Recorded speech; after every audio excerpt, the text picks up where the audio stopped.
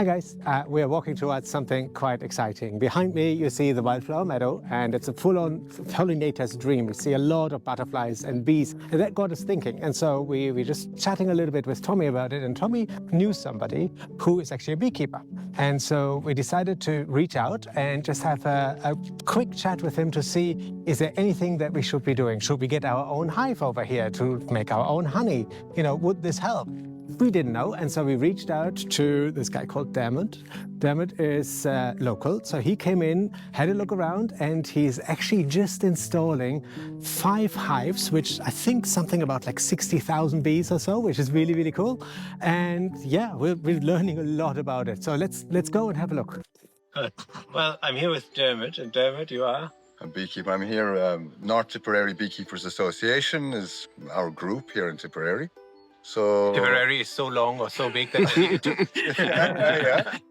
yeah, there's North Tip and South Tip. So I suppose I run about 40 to 50 hives, and the lads here have asked me just to pop in 5 hives here. So yeah, we have, and hopefully they'll, like, from the fact that they have the meadows, they have just beautiful bushes. I mean, natural.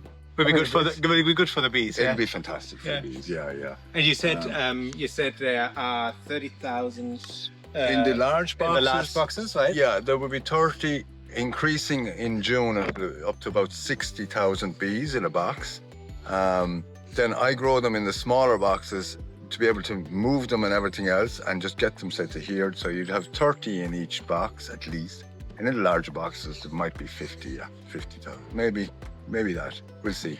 But you know, it does mount up. The quantity, the populations, they increase dramatically during the summer. And so for these guys now, they need to get used to everything, build up their hive, so they're producing honey next year, from next year. So they're going to grow now, and I'm going to try, and the main thing is to actually get these bees through the winter.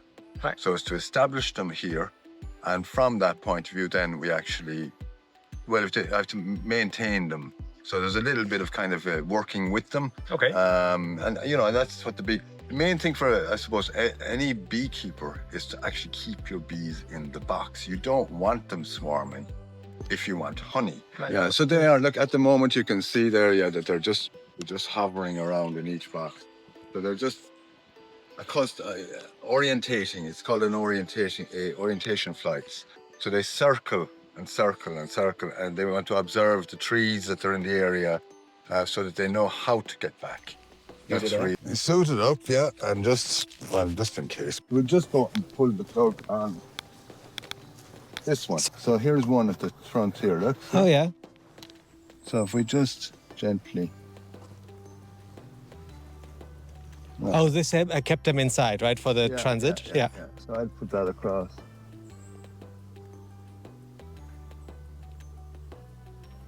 No, we don't. The dial actually allows them to come out in the circle, breathe through that one, and this is called a queen excluder. It stops the queen coming out. Oh, right.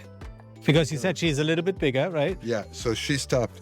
Yeah, so there they are coming out, and they'll come around and they'll start circling because they don't know where they are. They actually know straight away from looking up at the sun that they're in a new area. You can already hear it in the air, like it's, and there are not so many out yet. You grow them small, you know. There's 5, I think, frames in that box. So if you give them too much of a big space, it's like all of us. If you give a person too much space, they have to heat it. Right. Yeah. The bees have to actually consume, right, 1 kg of wax, 7 kgs of honey. Whoa. It's big, lad. It's colossal. So to make their home, to invest in a home as a bee, as a colony, like, they are putting substantial resources into this, created.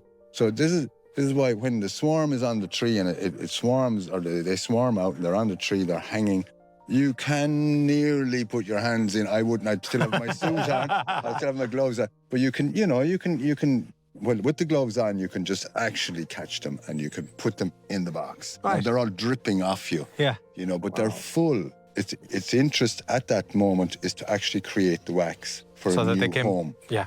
Gotcha. Yeah? Yeah. The front parts can be painted in... Bees cannot see the red end of the spectrum, whereas they can see the ultraviolet side, right? Which is very important for your meadows out there, because if you actually look at some, you'll see that actually not all plants, but a lot of petals of flowers have got directional traces.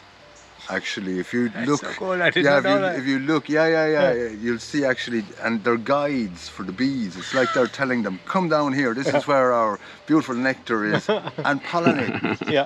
You know, and all right, here's your reward, and off you go. Bees. How long do they live?